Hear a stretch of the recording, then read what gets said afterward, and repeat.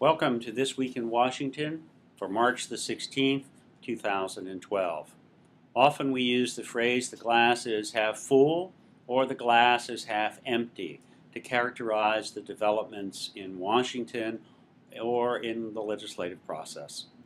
This week we certainly have a glass which at long last is much more than half full as opposed to half empty. And that is because the Senate passed its version of reauthorization by a wide margin and a very bipartisan support level that is always needed for our programs.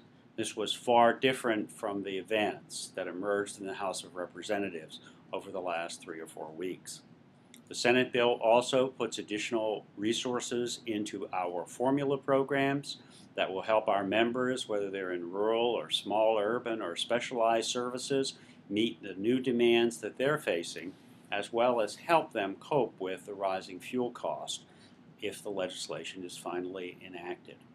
Additionally, the legislation adopts a much greater flexible approach to operating costs for transit agencies, not just during economic times of uncertainty and difficulty, but also at long last in helping transit agencies meet demands after a natural disaster has caused great damage to a local community.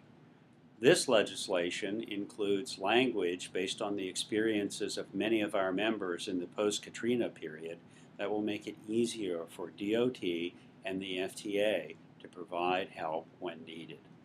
All these were good developments in the legislation, and the Senate's willingness to identify other resources to continue funding our trust fund accounts was also welcome, especially since the Senate bill preserves transit's role in the trust fund in general. Before moving on to a discussion about what happens next, let me just say that this is all very good news under these circumstances. The other thing I think we'd like to say clearly is that the Senate bill represents a continuing change from the way rural, small urban, and specialized programs have been viewed in the history of transit legislation. This legislation continues the momentum that we've had for the last 2 reauthorizations, enhancing the percentages and increases for the programs we care most about. I was at the APTA meeting last week, and there was some discussion with several people there about the fact that the Senate bill places 40% of the remaining bus and bus facilities funds into rural transit. And someone said to me, well, why is it that rural transit always seems to do so well? And my answer was, well, when it's the right thing to do, you're bound to make progress. We've done a lot of things in this legislation and in T21 and Safety Lou to make things better for rural and small urban and specialized systems, but I fear that we've done as much as we can. We finally raised our percentages to the point where there's no other place within the current program we can get additional revenue for expanses. So we're in a position not unlike everyone else now. We have to make the transit program bigger and find that additional revenue so that we can continue to expand. In some respects, I was thinking of a phrase Joanne Hutchinson always uses, which is, when one door closes, another one opens. And in some respects, the Senate bill marks the closing of a door, and we are left now to find a way to get into a new room with some new revenue so we can continue our expansion. On the House side, we had more discussion this week about, well, maybe there'll be a reauthorization, or we'll adopt a Senate bill, or we won't adopt a Senate bill. And yesterday we heard that the House leadership was considering bringing a new transportation bill to the floor of the House of Representatives sometime in mid-April. That bill, as we understand it, we don't know many of the details. Actually, I don't think anybody's even yet written the details. But we do hear that moving transit out of the trust fund will no longer be part of that legislation.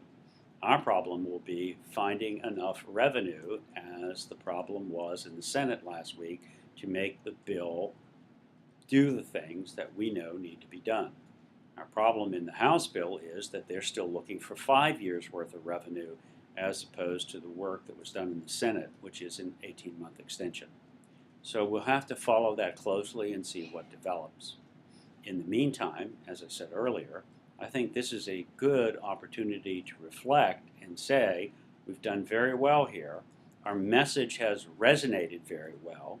The issues that are most frustrating for our members, especially the issues concerning healthcare, transportation, and dialysis that we've talked a lot about and featured, played extremely well in our discussions with the Senate throughout the last 2 years. And we're especially pleased that so many of our members, so many of you on the board, so many State Department of Transportation people came forward at the last 2 months to affirm our message that community and public transit is really important, especially when we're faced with the economic hardship of today, as well as when we're facing problems created by a rising population of seniors and all these changes in the healthcare system. It's only one part of the way home to a full bill, but I think it's a significant way and one that gives us a fairly firm grip of what we need to continue to try to do in the discussions with the House of Representatives as they seek to try to do something with this legislation. We hope we actually do get a bill, but if we don't and we get an extension, we're going to try to do all we can to see that the extension, if there is one, includes many of the values that are put into this Senate bill. So again, this is good news for all of us. The entire bill, as I said, is on our website. I would encourage you to look at it. I think probably we'll consider doing one of our webinars on it very soon, and perhaps we'll be able to have some idea when we do that where we're going to be on the House side. So I look forward to discussing this with you further. I again encourage you to take a look at the materials we have. And again, I want to thank you for all your help and involvement. This is a good day for us. This isn't the end of the game by any stretch of the imagination, but we've come a long way. We deserve to be happy with today, knowing that tomorrow, kind of like that Shakespeare quote we've used a lot during the reauthorization process, it's once more into the breach. But for today, we should be happy. We should be glad that our message resonated so well, and we should be very proud that our message was really based on the record of achievement that people in our field have been doing day after day, year after year, in the communities they call home. So with that happy note for a change, I want to encourage you to have a nice weekend. Thanks for all your hard work, and we'll be in touch soon. Bye for now.